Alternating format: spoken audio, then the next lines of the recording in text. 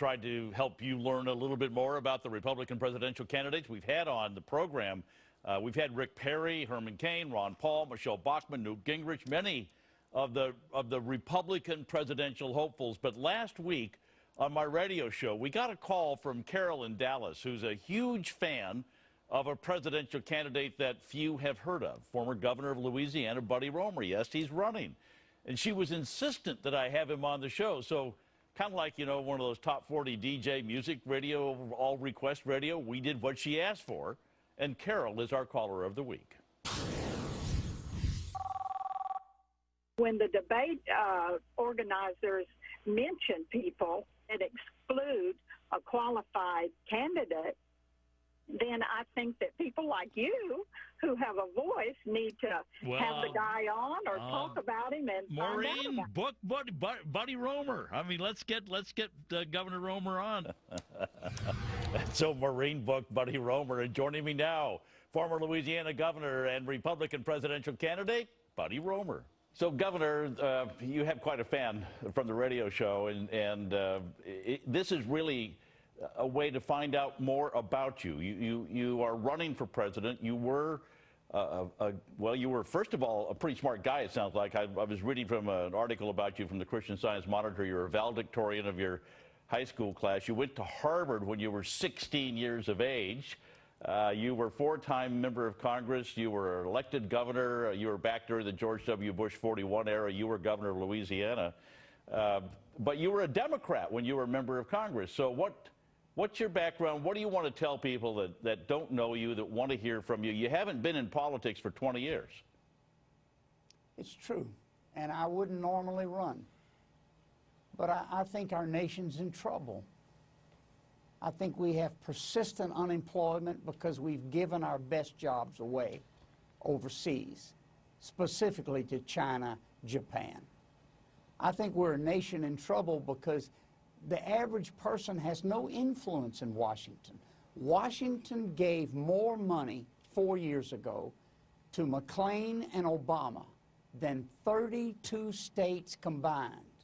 We've become a government of big checks, special interest, a tax code you can't read, a nation that's not productive, and quite frankly, I didn't think it had much to do with Obama. I mean, I don't think he's been that great a president. I don't think he knows anything about business. But I'm not here to fuss at the president. It's our system.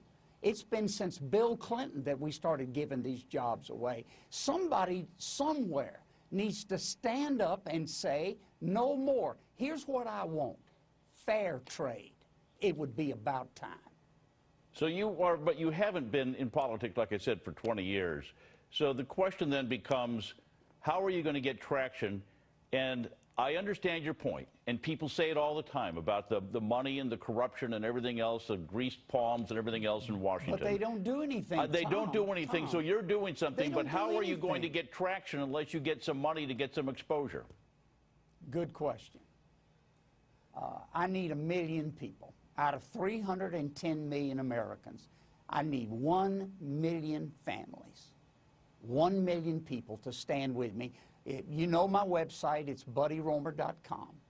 If I can attract 1 million people across America who want a president free to lead, who want to chase the special interest money out of the room, who want to have plain small business people in the room when we do banking reform, who doesn't want the president to go to Wall Street and have a fundraiser at $35,000 a ticket, hosted by Goldman Sachs, right after they pass a bank reform bill that allows too big to fail to stay on the books, that doesn't reinstate Glass-Steagall, and doesn't put a single American to work. Look, I'm concerned about America, and I love it.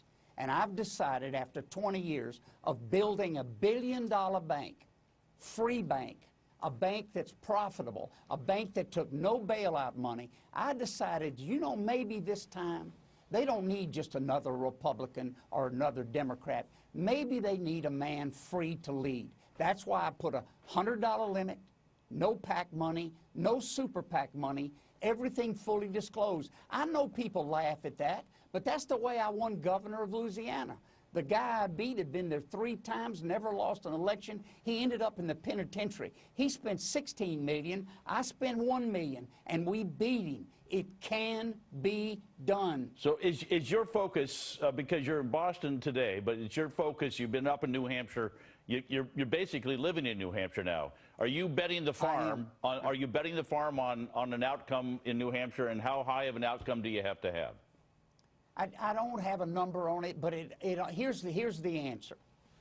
You ought to pick up the paper the next morning after the New Hampshire primary in early February of next year and say, man, that Roemer did great.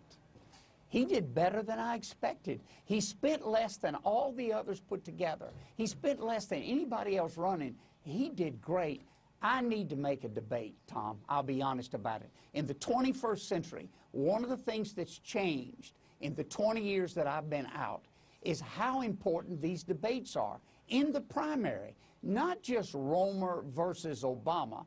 That would be a great 5 debates. I'll challenge him to 5. But Roemer versus the Republican field, that would be exciting. I need to make that debate. I haven't figured out how to get on there. I've been in the polls for the first time the last 2 weeks. I announced 5 weeks ago.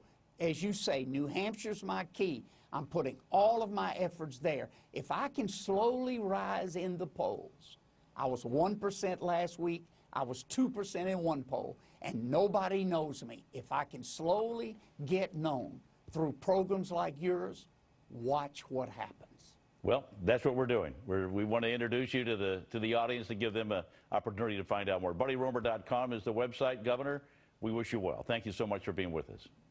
Thank Tom. Real good interview.